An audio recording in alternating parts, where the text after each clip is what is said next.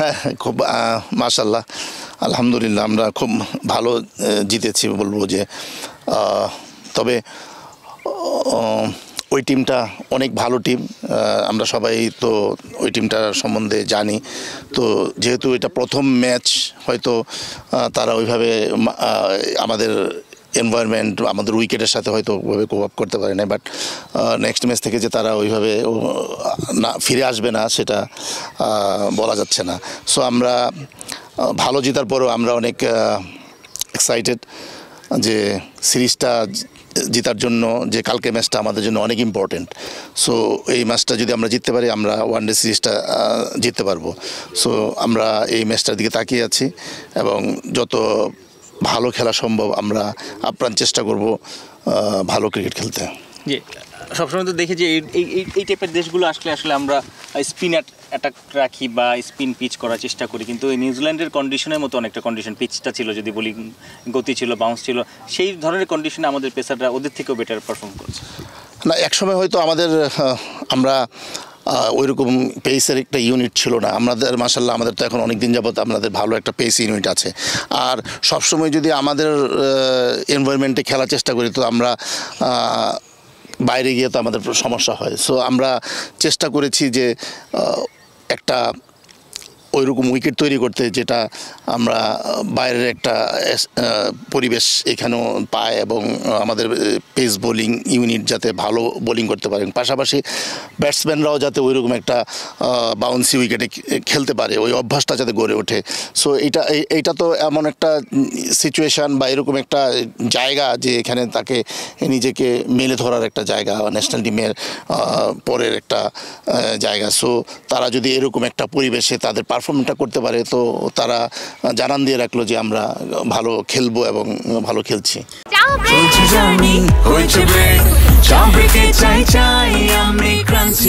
যে কোনো চা ব্রেকে বিস ক্লাব ড্রাই কেক, চায়ের সাথে আয়েশ। স্যার, লাস্ট কয়েক বছর ধরে বাংলাদেশ, বিশেষ করে 2023-এর ওয়ার্ল্ড কাপের পর থেকে বাংলাদেশের ওডিআই ফরম্যাটটা, যেটা তার 5 বছর আগে যেরকম ছিল ওরকম নাই। গতকালকে আমরা একটা ব্যাড নিউজও পেয়েছি বাংলাদেশের র্যাঙ্কিং নিয়ে।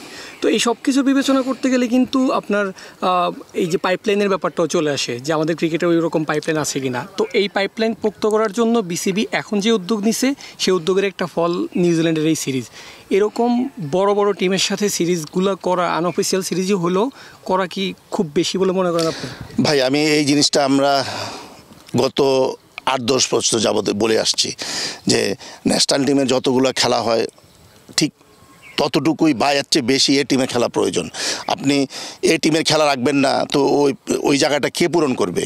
হ্যাঁ, সো এ টিমের খেলা এত বেশি হওয়া উচিত যে প্রত্যেকটা প্লেয়ার যাতে রেডি থাকে, যে 1, 2, 3, 4 যতগুলো 11 জন ন্যাশনাল টিমে খেলে তাদের পিছনে যত 2-3 জন করে রেডি থাকে। যে এটাতে দুই রকম উপকার, যে ওই ব্যাটসম্যানরা, ন্যাশনাল টিমের ব্যাটসম্যানরাদের তাগিদ থাকে যে আমি যদি না পারফর্ম করি তো আমার পিছনে ওই ব্যাটসম্যানগুলো আছে। আবার এদেরও সুবিধা যে আমার পারফর্ম করতে থাকি, একটু সুযোগ এলে আমার টিমের জায়গা হবে। এবং কি এই যতই আমি প্র্যাকটিস করি, দেখেন এই যতই ফ্লেভার দেওয়ার চেষ্টা করি ওইটা আসবে না। সো এইভাবে ম্যাচ খেলতে হবে, হোম অ্যান্ড অ্যাওয়েতে ম্যাচ যত বেশি এ টিমের খেলা থাকবে তত আপনার পাইপলাইন সমৃদ্ধ হবে। সো এইটা আমি অবশ্যই সাধুবাদ জানাই। অনেক দিন পরে হলেও আমরা গত বছর থেকে আমরা দেখছি যে তারা এ টিমের খেলাগুলো যতটুকু সম্ভব নেওয়ার চেষ্টা করছে এবং সামনে আমাদের আরও এ টিমের খেলা আছে। সো এবং এইচপিরও দেখবেন যে অনেকগুলো আছে। সো তাদের চেষ্টা আছে এবং পাশাপাশি আমরা যদি প্লেয়াররা এবং কোচিং স্টাফ যারা আছে, প্লেয়ারদেরও এই বিষয়ে এগিয়ে আসতে হবে যে তাদের ভালো খেলা এবং বিভিন্ন বিষয়গুলো আরও বেশি ফিটনেস, এবং এই সারা সিজন খেলা হয় তো তাদেরকে নিজেকে মেরে ধরার অনেক প্ল্যাটফর্ম এখন বিসিবি তৈরি করে দিচ্ছে।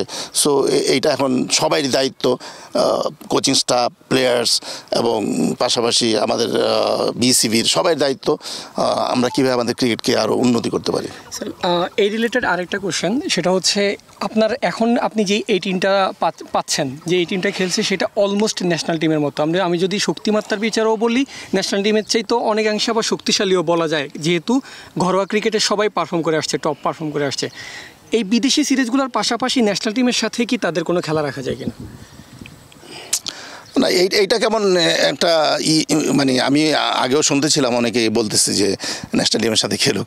ন্যাশনাল টিমের সাথে খেলবে কেন? এটা তো এ টিম খেলতেছে, ন্যাশনাল টিমের খেলা ন্যাশনাল টিমের আছে। আর যেটা বলতেছেন যে এ টিমের যারা আছে তারা ন্যাশনাল টিমের, তারাই তো ন্যাশনাল টিমের মানে এ টিমের খেলবে, বিকজ অফ যারা ন্যাশনাল টিমে পারফর্ম করছে না তারাই তো ওই প্লেয়ারগুলোর মধ্যে এখানে যতগুলো প্লেয়ার আছে দেখেন তাদের পিছনে কিন্তু আমাদের অনেক বেশি ইনভেস্টমেন্ট আছে। আমরা হুট করে একটা ছেলেকে ছুড়ে দিয়ে ফেলতে পারি না।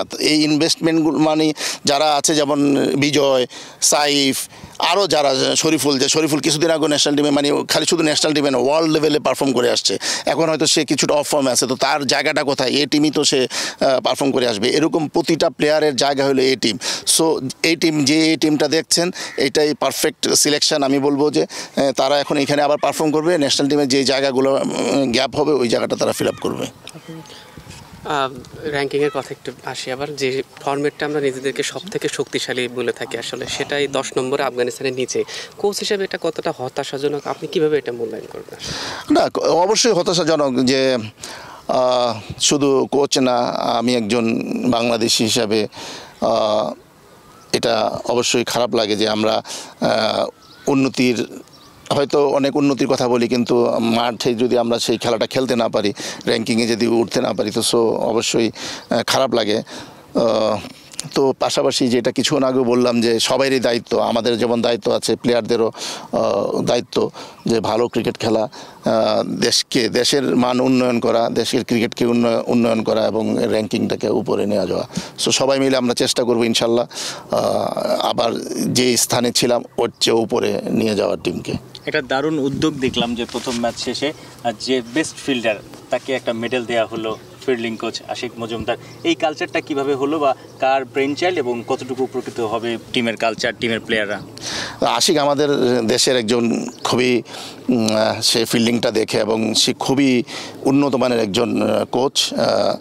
সো তার এরকম ইনোভেটিভ অনেক রকম চিন্তাভাবনা সে নিজের থেকে আসে। এগুলো এতদিন সে বিভিন্নভাবে ইন্সপায়ার করতো, চকলেট দিয়ে, বিস্কিট দিয়ে, হ্যাঁ টাকা দিয়ে, এরকম যে বেস্ট ফিল্ডার বা বেস্ট তার ফিল্ডিং সেশনও এরকম অনেক সুন্দর সুন্দর জিনিস থাকে যেটা ছেলেদের মোটিভেটেড করা যায়, ছেলেরা এনজয় করে। সো হঠাৎ এই টিমের ঢাকা এইখানে আসার আগে দেখলাম যে সে একটা মেডেল নিজের পয়সা দিয়ে মেডেল তৈরি করেছে।